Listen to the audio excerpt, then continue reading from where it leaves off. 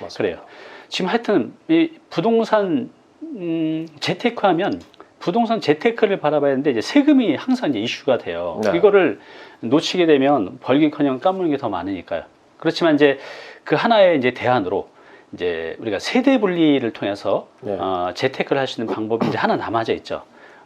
근데 이제 세대 분리 요건을 아직도 잘 이렇게 정확히 모르시는 분들이 네. 많이 계세요. 맞습니다. 그래서 세대 분리 요건이 어떤 건지 좀 쉽게 한번 설명 좀 부탁드릴게요. 네, 일단 큰 틀에서는 네. 세 가지 조건 중에서 하나만 충족하시면은 그 사람은 그 순간부터 이제 분리된 세대로서 기본적인 그 혜택을 누릴 수가 있는데요. 그러니까 전부 다가 아니라 지금 말씀하신 중 한 개만 예, 해당돼도. 예. 그렇군요. 일단 네. 첫 번째는 네. 내가 수익이 있거나 없거나 상관없이 네. 결혼 유무 상관없이 나이가 만 30세 이상이고 독립된 공간으로 전입신고를 하면 그때부터 독립된 세대로 인정이 됩니다. 만 30대 이상이요? 예, 근데 이제 정확하게는 한국 나이로 31세가 되는 생일이 지나는 그 시점부터 그렇겠죠. 제3의 공간으로 전입신고를 하면 그때부터는 독립된 세대로 인정이 네. 됩니다. 네. 그리고 두 번째는 이게 나이와 소득 유무 상관없이 혼인신고를 했거나 혼인신고. 아니면 혼인신고를 하고 나서 뭐 사별을 하거나 이혼을 해도 그때부터는 그 사람은 제3의 공간으로 전입신고를 하면 네. 그때는 독립된 세대로 인정이 됩니다. 일단 혼인만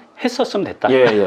돌싱이 되든 뭐 어쨌든. 물론 네. 뭐 이혼을 하거나 하면은 뭐 생활에 어려움은 약간 있을지 모르겠지만 일단 세대 분리 차원에서는 보면 이제 영구적인 자격을 취득하게 네. 되는 거죠. 혼인. 네. 예. 그리고 마지막으로는 뭐 나이와 결혼 유무 상관없이 만약에 뭐 20대 초반이더라도 빨리 사회생활을 시작해서 만약에 수입이 있다. 수입. 예. 근데 뭐 객관적인 표현으로는 뭐 중위소득 40% 이상이라고 하는데 그러면 조금 헷갈리잖아요. 네, 네. 그래서 어려워요. 대략적으로 한 약 월 평균 한 85만 원에서 한 90만 원 정도의 수입만 꾸준히 있으면 그래요. 예. 그리고 제3의 공간으로 전입신고를 해서 네. 이제 독립된 생활을 할 수 있으면 그때부터는 독립된 세대로 인정이 됩니다. 그래요. 예, 예. 이게 굉장히 중요한 거네. 이제 여러분들 이제 자녀분이 있으실 거 아니에요.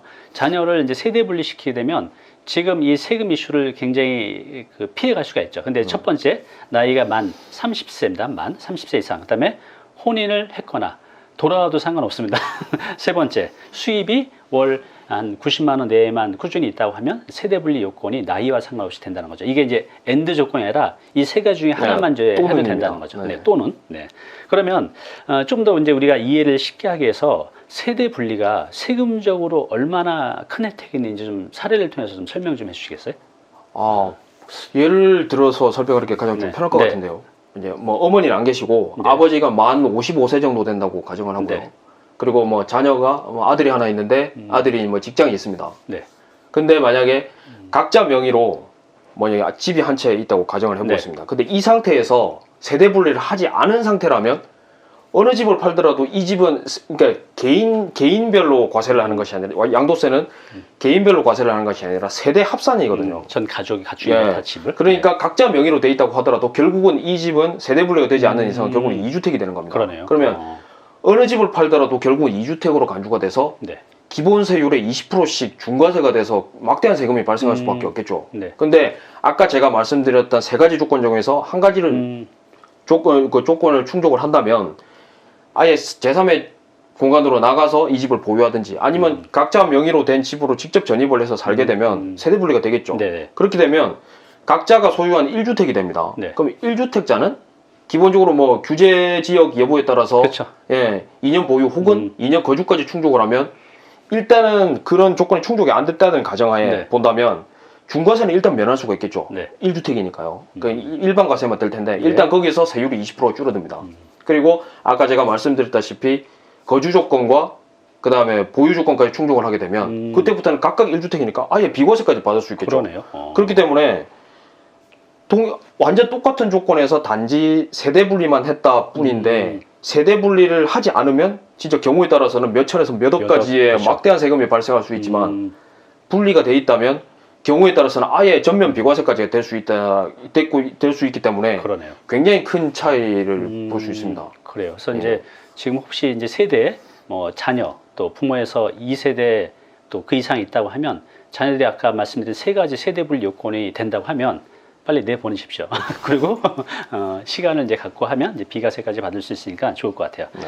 근데 이제 세대 분리를 이제 하냐에 따라서 아까 이제 이런 이슈도 있지만 이제 보통 이제 자녀들은 주택을 밖에서 이제 청약을 그렇죠. 놓잖아요. 예. 근데 세대 분리를 하냐 아니냐에 대해서 청약 조건에서도 많은 차이가 날 것 같아요. 네. 이것도 좀 설명 좀 부탁드릴게요. 일단 만약에 아까 제가 그 예를 들었던 그 조건에서 만약 아버지 소유의 집에 자녀는 일단 집이 없고요. 네. 그냥 아버지 소유의 집에 계속 거주한다고 가정을 하면 이 자녀한테까지 아버지 소유의 집이 계속 영향을 미칩니다. 네. 제가 앞에서 만 55세의 아버지라고 말씀을 드렸던 이유는 네. 만 60세부터는 이 집이 자녀의 청약에 영향을 주지 않는다는 이야기인데 이제 그런 특수한 경우는 빼고요. 그냥 일반적인 경우를 제가 말씀드리려고 네. 예를 이렇게 잡은 건데 네. 그렇게 되면 아버지 소유의 집이 일단 자녀한테 영향을 미치겠죠. 자녀도 1주택자가 됩니다.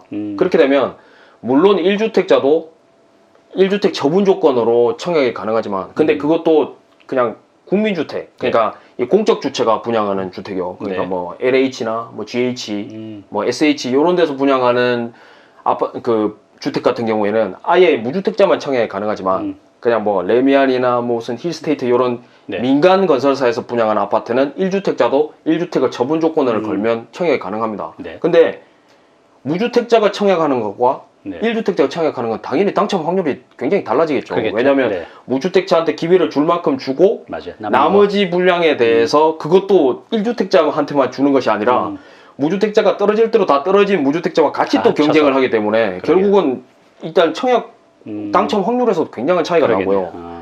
그리고 만약에 앞에 그 예를 드린 대로 만약에 자녀 앞으로도 주택이 한 채 있는다고 가정을 해보면 네.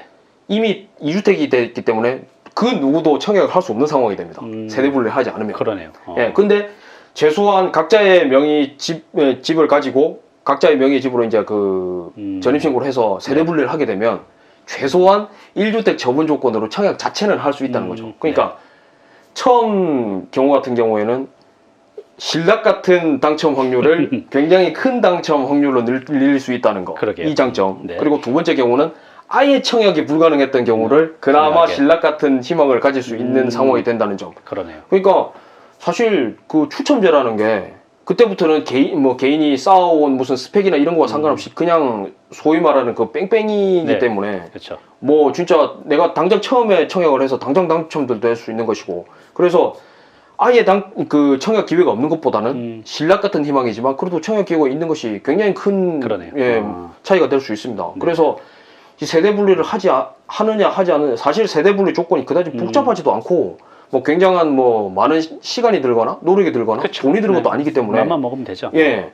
그리고 제대로 그냥 이 기본적인 조건 이런 네. 것만 알고 있다가 그리고 설령 이 조건을 모른다고 하더라도 그냥 주민센터 찾아가시면 친절하게 안내를 해줍니다. 그래. 네. 예, 그러니까 가서 만약에 내가 정확하게 세대 분리가 돼 있는지 아니면 세대 분리가 필요한 상황인지 이걸 잘 모르겠으면 일단 주민센터 가서 물어보시고 주민센터에서도 이제 간혹 가다가 조금 이게 확실한 답변을 해주지 않는 경우가 있는데 그럴 때는 전문가를 찾으시면 됩니다. 예, 그러면은 명확한 해답을 해드리니까 예, 그때는 그렇게 하시면은 숨어 있는 권리를 찾으실 수 있을 것 같습니다. 그래요.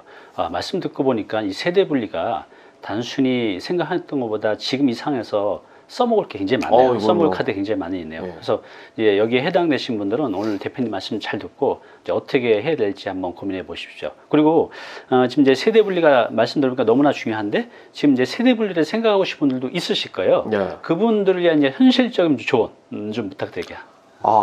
제가 사실은 그 유튜브나 다른 그 뭐 SNS를 통해서 그 지난 한 2, 3년 동안 세대 분리 관련된 상담을 한 700건 가까이 그러세요? 받았습니다. 완전 전문가시군요. 근데 이분들의 이제 공통적인 질문이 그냥 그렇다는 거죠. 보통 그 자녀를 한 20대 정도 되는 자녀를 독립된 세대로 독립을 시키고자 하는데 네. 이제 부모된 입장에서 이제 그거는 이제 제도적인 이야기고 그냥 현실적으로 봤을 때 특히 딸 가진 부모 같은 경우에는 아예 내가 그냥 내 영향 내에서 같이 살다가 뭐 다른 독립된 공간으로 내보내려 그러면 일단 걱정이 되잖아요. 그쵸, 그러니까 이런 문제들 때문에 네, 맞아요.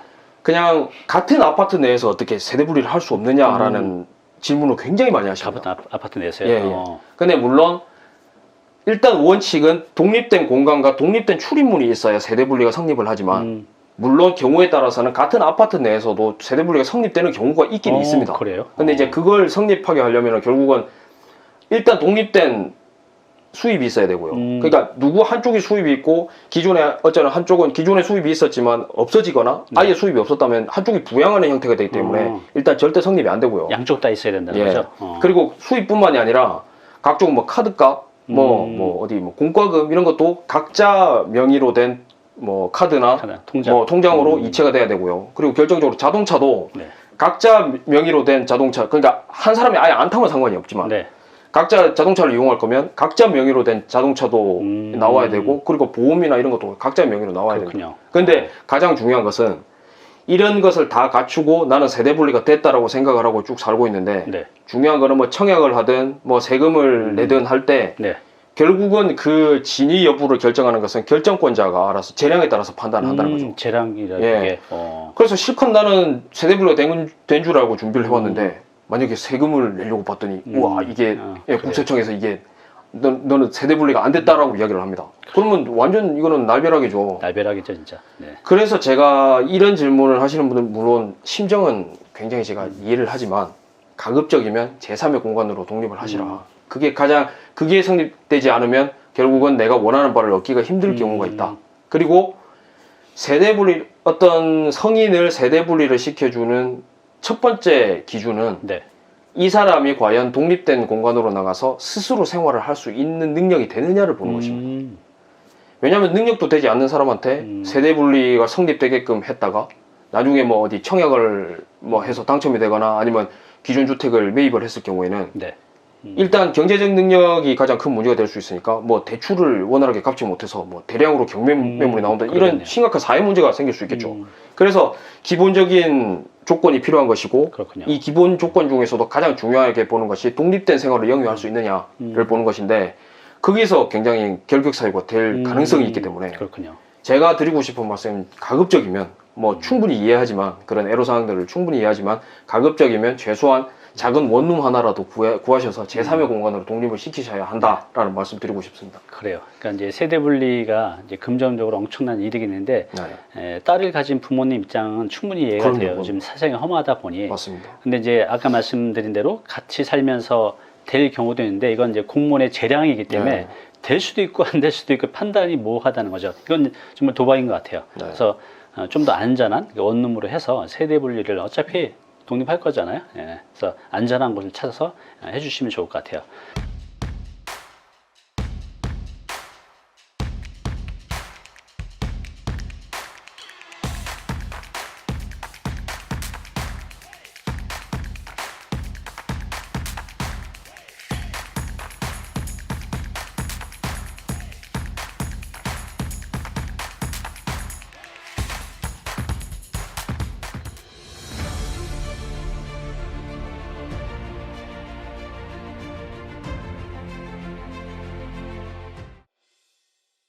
네, 오늘 정보 도움이 좀 되셨나요?